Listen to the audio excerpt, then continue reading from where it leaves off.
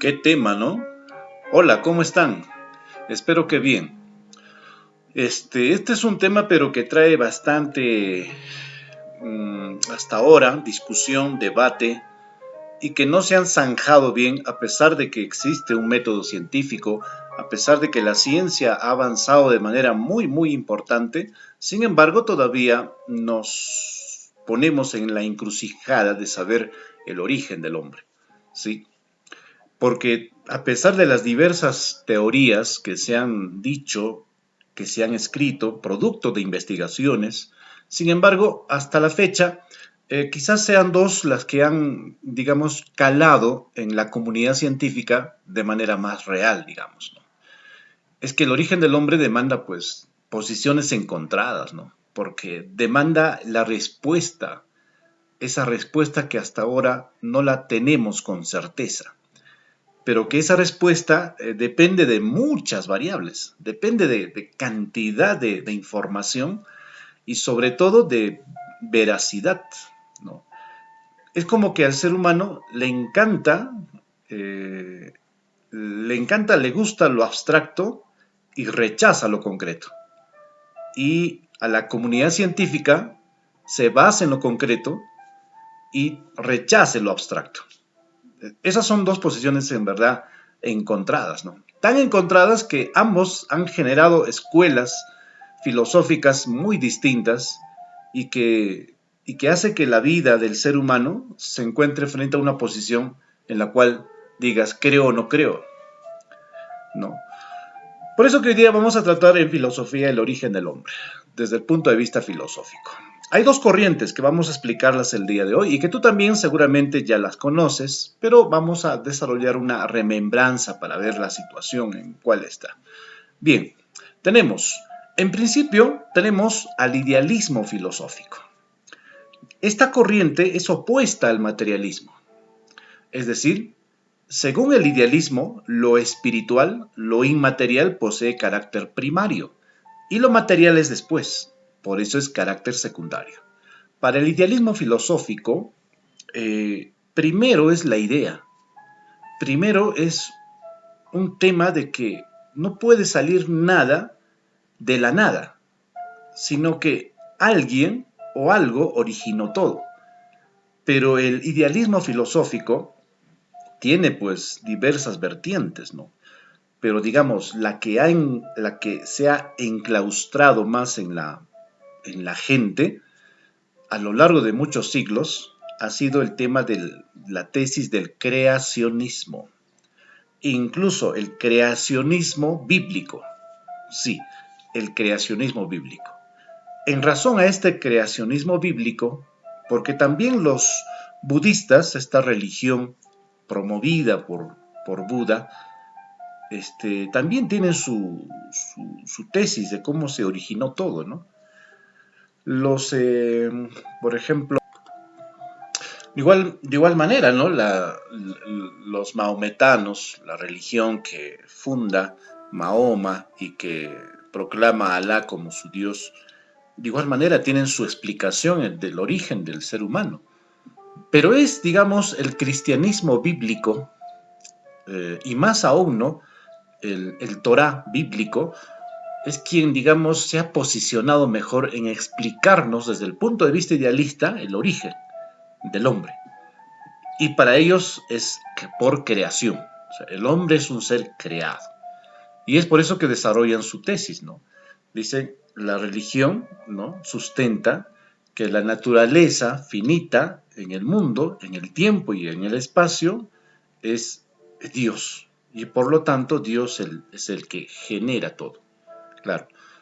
Entonces, nos explica de que Dios crea todo lo que significa el orden natural y luego tiene que crear a quien va a dirigir el orden natural. En este caso, lo crea Adán. Así es. Pero hay todo en historia interesante, ¿cierto? Adán fue creado y después de Adán fue creado Eva, como primera pareja que empezaron a desarrollar en el jardín del Edén. Adán estaba solo en principio y luego Dios, como es omnisapiente, lo sabe todo, también es omnipotente porque lo puede todo, es omnisciente, ¿cierto? Porque está en todo. Entonces se da cuenta de que es necesario una pareja, ¿no? Una compañera. Por eso que le hace caer en sueños y de su costilla saca para que pueda hacer a Eva. Sí. Luego le presenta a Eva y les dice, los dos serán una sola carne. Ese acto de que Dios los une a los dos significa pues es un acto nupcial, ¿no? Es un acto conyugal, es un acto matrimonial. O sea, Dios los casa, ¿no? Los une. Por eso han escuchado lo que Dios no junta, que no lo separe el hombre, claro, ¿no? Eso es un adagio que siempre está presente en las celebraciones matrimoniales, ¿no? Entonces eso viene justamente de la idea del creacionismo, ¿no? De que una pareja empezó a generar todo. Y vaya, que Dios los puso en un Edén, en un jardín bello, en la cual ellos tenían como trabajo organizar y dirigir todo lo que había allí, ¿no? Incluso Dios les había dicho, hagan de todo, pero lo que no pueden hacer, ¿qué cosa es? Lo que no pueden hacer es comer del fruto del árbol del bien y del mal. Sí, les dijo, miren, hagan de todo, pero lo que no pueden hacer es comer del fruto del árbol del bien y del mal, porque el día que comen de ese fruto, ¿qué va a pasar? Simplemente morirán, serán mortales. Y ahí entra otro tema, ¿no? El tema de la mortalidad y la inmortalidad. Eso significa que antes de que Adán y Eva desobediesen, eran inmortales, hubieran sido inmortales. Porque Dios les dice eso, ¿no? Serán mortales si comen de ese fruto. ¿Y qué pasó? Bueno, ya ustedes saben, vino una serpiente, ¿no? Lucifer, convenció a quién? Convenció a Eva de comer el fruto. Y luego Eva, le dio a quién?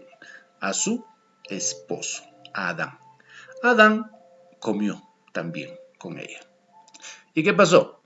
Producto de esta desobediencia, entonces Dios tenía que sancionarlos, tenía que castigarlos.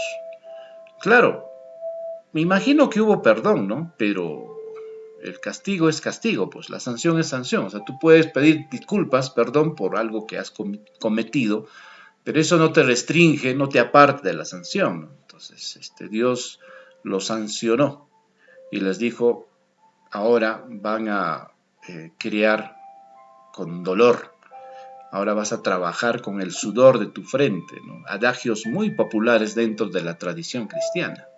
Y fue así pues que Eva y Adán fueron sacados, retirados del Edén y empezaron a desarrollar su vida. Incluso ellos se dieron cuenta de que estaban desnudos y Dios hizo ropa para ellos para que no les dé vergüenza, ¿no?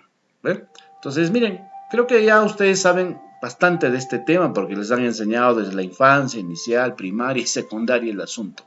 Acaba de que hay una desobediencia, entonces la tesis del creacionismo es que si Dios creó a Adán y Eva, los creó con ciertas condiciones, con ciertas reglas, con ciertas normas, que al ser incumplidas simplemente generaron ¿qué cosa? Generaron una sanción, un castigo. Y ahora, Adán y Eva tuvieron sus hijos, claro, Caín y Abel, Caín el mayor, Abel el menor, y lamentablemente, pues, bueno, uno tuvo insatisfacción con el otro, celos, resentimiento y producto de eso, muerte, ¿no? El mayor mata a Abel. Y luego Adán tuvo otro hijo con Eva, llamado Set, y así, hijos e hijas, ¿no? Ahora, ¿cuál fue la sanción a Caín? Cuando Dios conoce de que Caín mata a su hermano Abel, Dios no lo mata a Caín, ¿eh? No lo mata, sino lo maldice. Y esa maldición hace de que Caín vaya errante por toda la tierra. ¿Ven? Entonces son elementos interesantes sobre la creación y todo lo que viene, ¿no? Producto de eso, hay muchos personajes dentro del idealismo filosófico que sobresalen, entre ellos Noé, por ejemplo, aquel que tuvo como misión construir un arca porque Dios se había cansado de la humanidad. Claro, si desde Adán ya desobedecían, Eva, y sus propios hermanos se mataban. Bueno, el hermano mataba al menor. Entonces hubo una generación de personas que hicieron maldad y Dios no podía soportar eso. Entonces Dios decidió simplemente desaparecer la raza humana, ¿cierto? Sí, desaparecerla. Y para eso encargó a Noé a construir un arca en la cual él y su familia se salven y junto con él todos los animales, ¿no? La historia también es bien conocida. Son personajes extraordinarios, ¿no? Aquí en esta historia, por ejemplo, sobresale Matusalén, ¿no? Uno de los personajes que vivió más años, ¿no? Según el idealismo filosófico, en esta época se vivía pues 800, 900 años, ¿no? Eso era la edad normal, ¿eh? En fin. Personajes como Abraham, ¿no? Otro personaje que sobresale dentro del idealismo filosófico cristiano, o en este caso bíblico, ¿no? Abraham, así es, el padre de naciones, que según los idealistas es aquel que origina muchas tendencias, ¿no? Y que también genera hasta hoy separaciones de países y culturas muy, muy enraizadas, ¿no? Y ahora vamos a conocer al autor, pues, ¿no? Al autor de por qué conocemos que existe idealismo filosófico, la historia de Adán y Eva, la historia de la aniquilación de la humanidad, la historia de muchos personajes bíblicos, ¿no? ¿Quién? Moisés, así es, Moisés. Moisés es el que escribe el Pentateuco. El Pentateuco, Penta, 5, ¿no? Es aquel que escribe los 5 primeros libros de la Biblia, entre ellos el Génesis.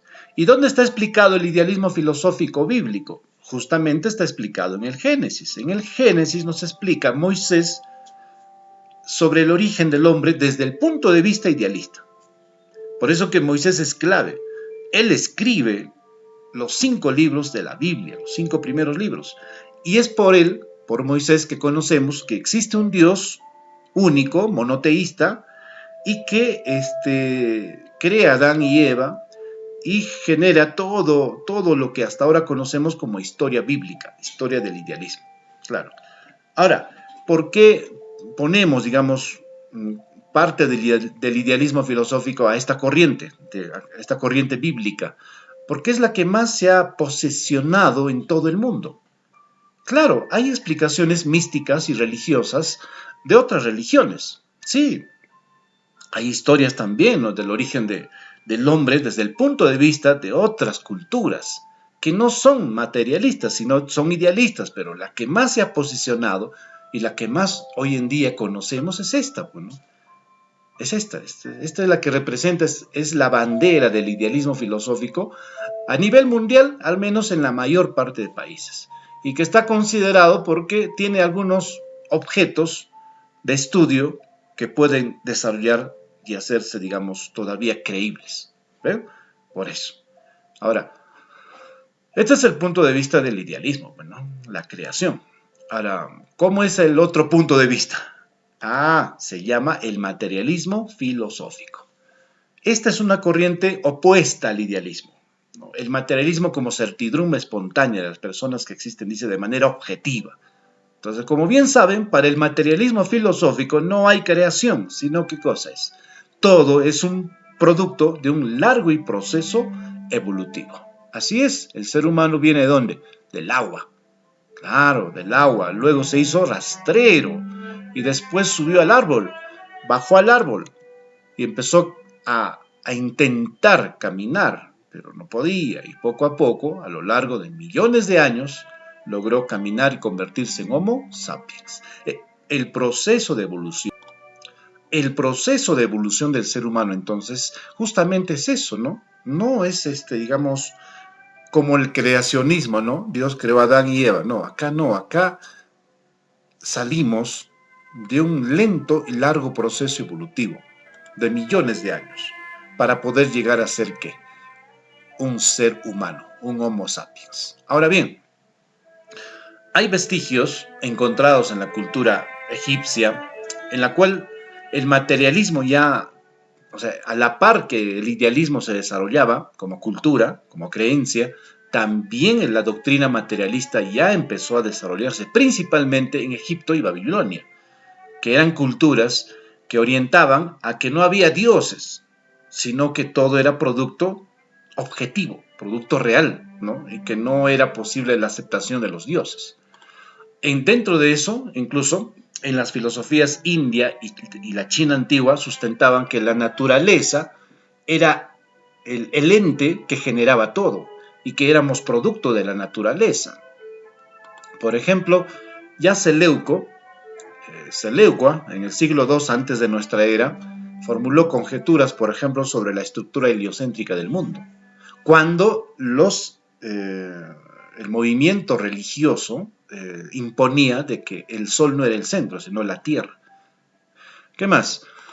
Fueron en la antigua India, por ejemplo, los charvakas. Los charvakas sostenían de que había 4 elementos que generaban todo, ¿no? La tierra, el agua, el aire y el fuego.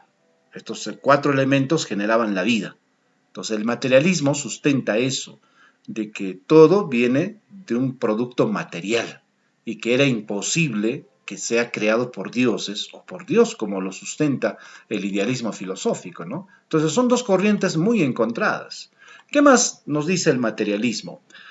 Los charvakas además sometieron a crítica las doctrinas religiosas imperantes en la época, ¿no? Los charvakas fueron muy críticos con la religión, demostrando que al morir el cuerpo desaparecía la conciencia, por lo que consideraban absurda la doctrina de la transmigración de las almas. Esta doctrina de la transmigración de las almas consistía de que el cuerpo muere, pero el alma sigue viviendo en otra persona. ¿Han escuchado eso? Muy bien. Para los charvakas, materialistas antiguos, simplemente desechaban esa idea. Sostenían de que era imposible de que, digamos, un elemento conocido como el alma, que da energía al cuerpo, pudiese transmigrar, pasar a otro cuerpo. Era algo impensable para los charvakas. Hubo escuelas filosóficas como los Naisha y los Vaisheika, que en las cuales ya proponían de que el mundo se compone de pequeñas partículas y que estas partículas están en el éter, en el espacio y tiempo eterno.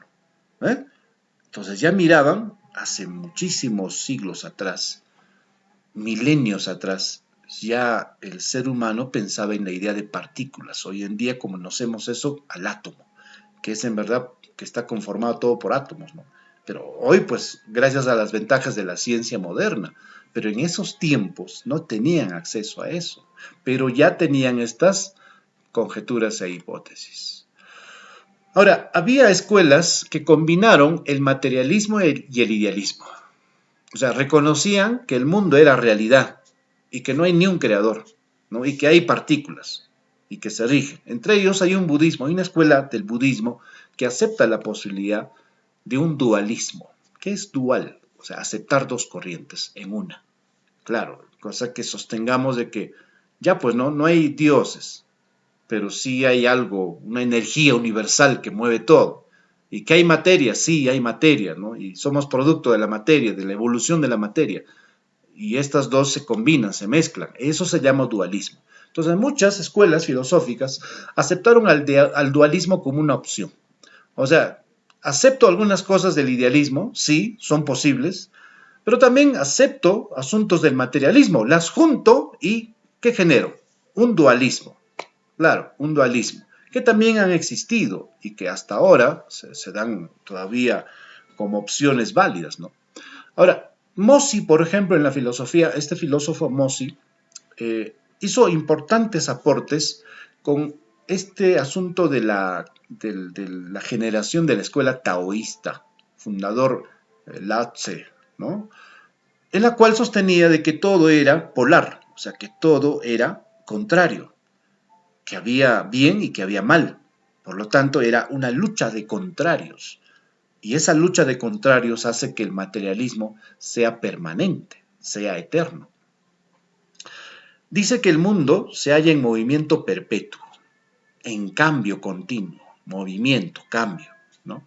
Y los taoístas decían que todo este movimiento y cambio estaba regido por el Tao, que era la ley natural, el Tao, la ley natural. Esta ley natural aceptaba, pues, que, por ejemplo, otro filósofo, Sun Tzu, Decía que el cielo no tiene conciencia y es parte de la naturaleza, en la que incluye asimismo el sol, la luna, los astros, las estaciones, el año, la luz, las tinieblas, el viento, la lluvia, ¿no? Y que todo esto tenían leyes naturales. Y esas leyes naturales poseían y hacían posible un orden natural, un orden natural. Por lo tanto, pues, no había, o sea, no había conciencia en el cielo, no había Dios ni dioses, y que el universo, la tierra, el ser humano, tenía que respetar las leyes de la naturaleza, porque estas leyes de la naturaleza hacen posible el origen del hombre.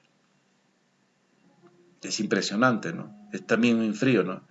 Imagínate la posibilidad de que no exista Dios, no hay dioses, de que después de la vida en la cual estamos gozando, sufriendo, después no hay nada, no hay nada.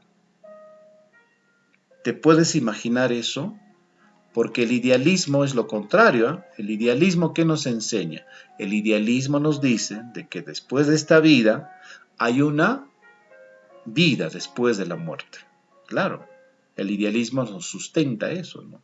Y que para eso tenemos que portarnos tal como las normas eclesiásticas exigen. Tanto así de que si tú tienes fe, por gracia, por obras, puedes llegar a ser salvo.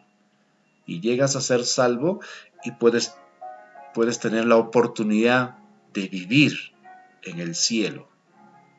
Eso es lo que sustenta el idealismo. Sin embargo, el materialismo no.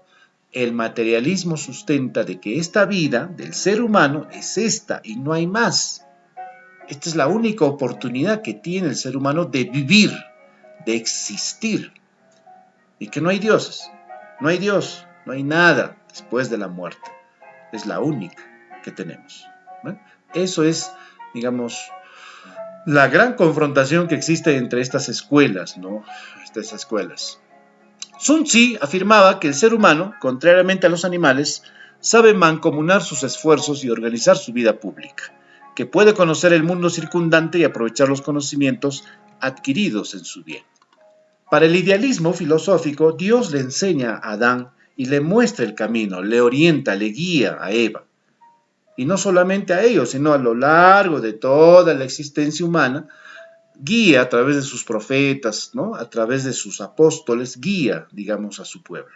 En el caso del materialismo, no, en el caso del materialismo dice que el ser humano aprendió a mancomunar esfuerzos, a unirse para poder enfrentar los obstáculos que le impedían desarrollarse. Claro, imagínate la invención del fuego, o en este caso el descubrimiento de cómo hacer fuego. Eso fue un gran paso fundamental dentro del desarrollo del hombre. Claro, porque le permitió adquirir un elemento clave para luchar, para sobrevivir, para abrigarse y para cazar. Entonces se unieron muchos para sobrevivir, porque el materialismo sustenta que el ser humano se adapta para sobrevivir y que es posible de que él solo haya desarrollado todo lo que hoy día vemos, todo lo que hoy día todavía gozamos. Wang Chung, un filósofo materialista, sostenía que el mundo se compone de una substancia, la cual se mueve en la eternidad, mientras que el Tao es la ley de la propia realidad. ¿Ven? Entonces, filósofos así, filósofos materialistas, hubo desde antes, desde el pasado, filósofos que pusieron la idea de que el mundo materialista es primero, que la materia es primero y que la materia no se destruye, solo se transforma. Y esa transformación ha llegado ¿a qué? Ha llegado a manifestarse en seres humanos que se han adaptado y han sobrevivido. Claro, ideas materialistas muy antiguas que al final, bueno, pues no, hacen de esta vida algo interesante, ¿no? Claro. Eso es las dos escuelas que nos tratan de explicar el origen del hombre. Que nos tratan de explicar. Claro, son las dos grandes escuelas que existen acerca del origen del hombre. Pero qué escuelas son tan polarizadas, ¿no? Son escuelas filosóficas que son contrarias, ¿no? Contrarias. Ahora, ¿qué te toca a ti? ¿Qué te toca a ti como estudiante, ¿no? ¿Qué haces? Bueno, tienes que tomar pues una decisión.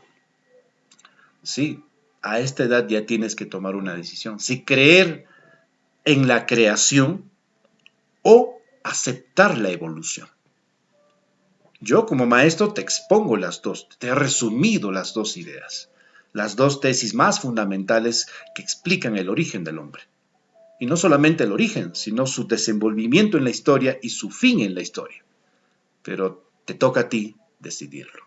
Te toca a ti, digamos, tomar una posición, ¿no?